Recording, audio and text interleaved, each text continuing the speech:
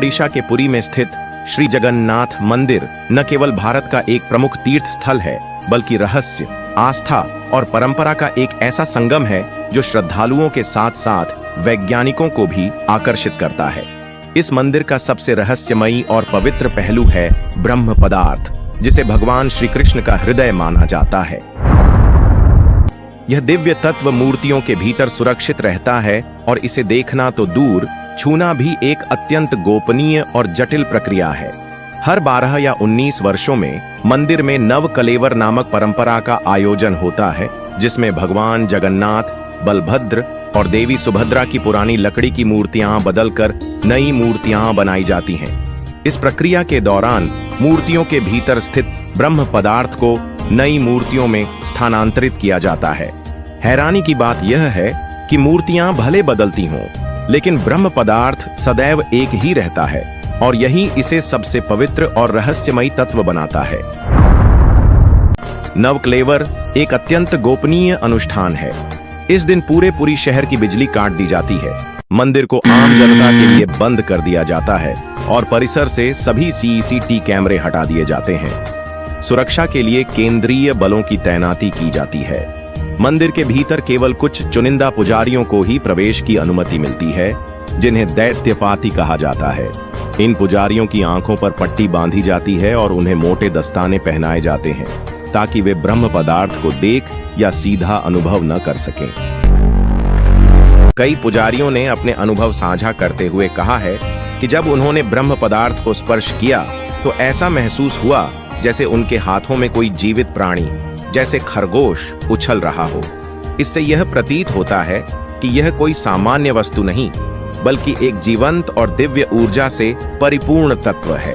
धार्मिक मान्यताओं के अनुसार यह वही हृदय है जो श्री कृष्ण के निधन के बाद भी जीवित रहा और लहरों के माध्यम से पुरी तट पर पहुंचा, जहां इसे जगन्नाथ मंदिर में स्थापित किया गया। ब्रह्म पदार्थ को निकालने से पहले पुरानी मूर्तियों को एक अंतिम भोग, सर्वांग पंक्ति भोग चढ़ाया जाता है। इसके बाद ब्रह्म तत्व को अत्यंत सावधानी पूर्वक नई मूर्तियों में स्थानांतरित किया जाता है।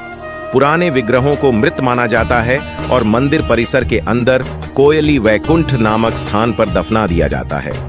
इस स्थान को पाताली भी कहा जाता है। सबसे चौंकाने वाली बात यह है कि सैकड़ों वर्षों से वहां मूर्तियां दफनाई जा रही हैं, लेकिन आज तक किसी भी मूर्ति के कोई अवशेष नहीं मिले हैं। यह रहस्य वैज्ञानिकों के लिए भी अब बूझ पहेली बना हुआ है। धार्मिक मान्यता है कि ब्रह्म पदार्थ को देखना निषिद्ध है और अगर कोई व्यक्ति इसे देख ले तो उसकी मृत्यु निश्चित मानी जाती है। इसी कारण इस प्रक्रिया को पूर्ण अंधकार में अत्यंत गोपनीयता और शुद्धता के साथ किया जाता है। कोई भी बाहरी व्यक्ति या आधुनिक तकनीक इस रहस्यमय घटना के निकट नहीं पहुंच सकती। ब्रह्म पदार्थ के नई मूर्तियों में स्थापित हो जाने के बाद उन्हें पारंपरिक आभूषणों और पवित्र वस्त्रों से सजाया जाता है। इसके बाद वे वेदी पर प्रतिष्ठित किए जाते हैं। लगभग 58 दिनों तक मंदिर की सामान्य पूजा पद्धति स्थगित रहती है। इसके तीसरे दिन से भगवान की रथ यात्रा शुरू होती है, जिसे लाखों श्रद्धालु देखने आते हैं।